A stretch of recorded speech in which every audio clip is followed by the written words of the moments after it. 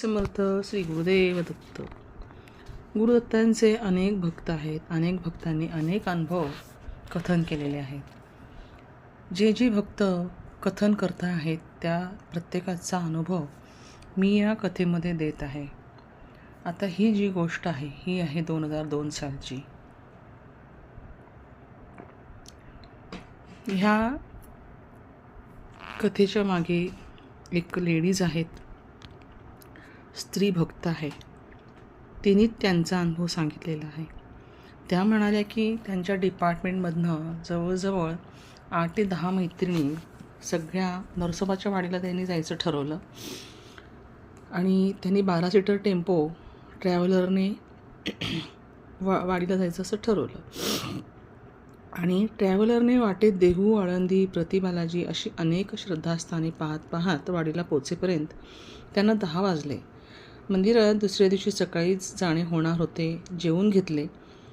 आमच्यातली एक मैत्रीण सविता निस्सीम दत्त भक्त होती असं त्यांनी सांगितलं. जेवून झाल्यानंतर ती मैत्रीण म्हणाली की आपण आता मंदिरात जाऊया का, परंतु बाकी कोणीही एवढ्या उशिरा येणार नाही याची खात्री त्यांना होती. म्हणून त्या म्हणाले की अगं आपण आत्ता जर गेलो तरीसुद्धा फक्त बाहेरनं दर्शन होणार आणि मंदिराचे दर्शन बाहेरनं घेणार आपण, पण तरीसुद्धा तिला जायचं होतं म्हणून त्या दोघीजणी निघाल्या. सगळी दुकानं बंद झाली होती, पण पाहिले तर मंदिरात पूर्ण लाईट्स ऑन होते. पायऱ्या उतरून खाली गेलो. नॉर्मली सगळे दिवे बंद झालेले असतात, केव्हाही जाऊन पाहावे, तिथे दिवे तुम्हाला कधीही चालू दिसणार नाहीत. पण यावेळेस मात्र सगळे दिवे चालू आहेत हे पाहिल्यानंतर तिची मैत्रीण सविता म्हणाली की तिला थोडा वेळ ध्यान करत बसायचं आहे. गाभाऱ्याच्या एका बाजूला एक छोटीशी खिडकी आहे, तिथे जाऊन ती डोळे मिटून ध्यानस्थ बसली होती. अर्थातच खिडकीचे ग्रिल बंद होते आणि एक छोटासा पडदा आतल्या बाजूने अगदी किंचितसा उघडा होता. आता यावेळेला एव्हाना रात्रीचे 11 वाजले होते. त्या मात्र समोरच ग्रिलला टेकून नदी पाहत बसल्या होत्या त्यांच्या मैत्रिणीचं ध्यान संपेपर्यंत. वाटलं की अर्ध्या तासामध्ये सविता उठेल, परंतु 12 वाजले, 1 वाजला, तरीसुद्धा सविता इतकी ध्यानस्थ होती की डोळे उघडेच ना. मग मात्र त्या घाबरल्या होत्या आणि इथे त्या दोघीच तिथे बसणं किती सुरक्षित आहे ह्याची काळजीसुद्धा त्यांना वाटत होती. त्यांनी जाऊन त्या सवितेला आवाज दिला, पण तरीसुद्धा ती जराही विचलित होत नव्हती किंवा ती ध्यानातनं जराही बाहेर येत नव्हती. फक्त दिलासा एवढाच होता की परिसरामध्ये पूर्ण लाईट्स ऑन होते, चालू होते. आता साधारणपणे 2-2:30 वाजता एक जोरदार वाऱ्याची झुळूक आली. त्याच्यासोबत चंदन आणि हिनाचा सुगंध दरवळला. अक्षरशः अंगाला स्पर्शून गेल्याचा भाससुद्धा झाला. त्यांनी पुन्हा एकदा सविताला आवाज दिला आणि म्हणाल्या, अगं बघ तरी, कुठून तरी सुगंध येतोय. तरीही ती ध्यानस्थच होती. आवाज देऊनही तिने डोळे काही उघडले नाहीत. शेवटी ह्या पायऱ्यांपर्यंत गेल्या आणि त्यांना असं वाटलं की सकाळची आता काकड आरतीच बहुतेक आपण करून जाऊ.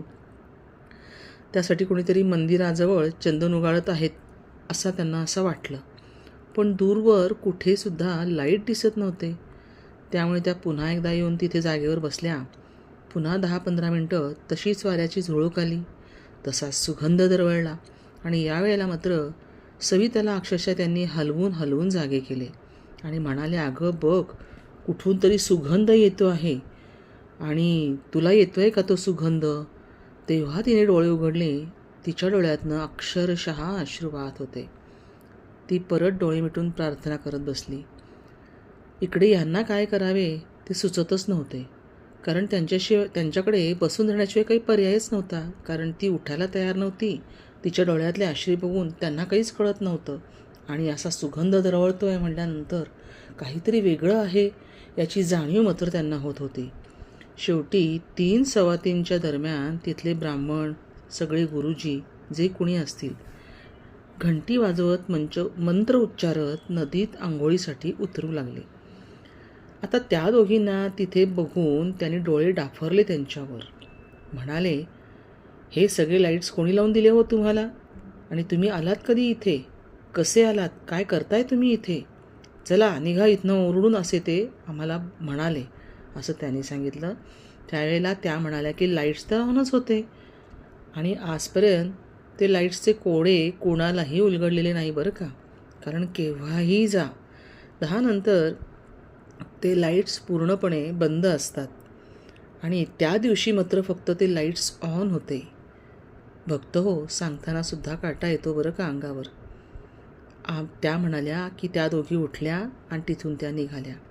परंतु वाटेत सविता त्यांना म्हणाली, अगं 2दा जो आपण रहस्यमय आणि पवित्र सुगंध जो अनुभवला ना आणि अक्षरशः स्पर्शून गेल्याचा भास झाला, ती दत्त महाराजांची एक अनुभूतीच होती. आणि आपले परमभाग्य आहे, पहाटे पहाटे दत्त महाराजांची वारी असते. ते ऐकल्यानंतर मात्र त्या अगदी निशब्द झाल्या. जे काही त्यांनी अनुभवले ते आठवून आठवून गहिवरूनच गेले आणि त्यांचे डोळे आनंदाश्रूंनी पाणावले.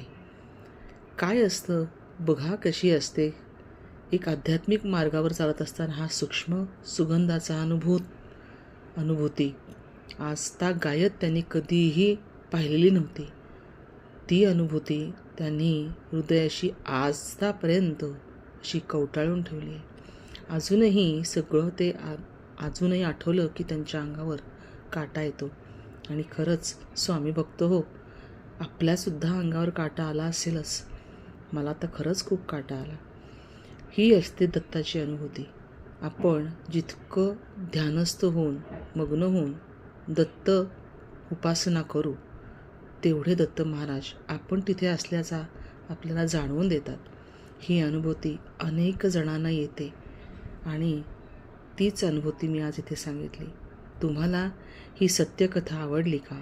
आवडली असल्यास नक्की कमेंटमध्ये श्री स्वामी समर्थ राहायला विसरू नका. तसंच नवीन असाल तर या चॅनलला सबस्क्राईब करा, परंतु ही कथा देखील लाईक करून शेअरही करा. बेल आयकॉनवर क्लिक करा म्हणजे अशा अनेक नवनवीन कथा तुमच्यासमोर येतील.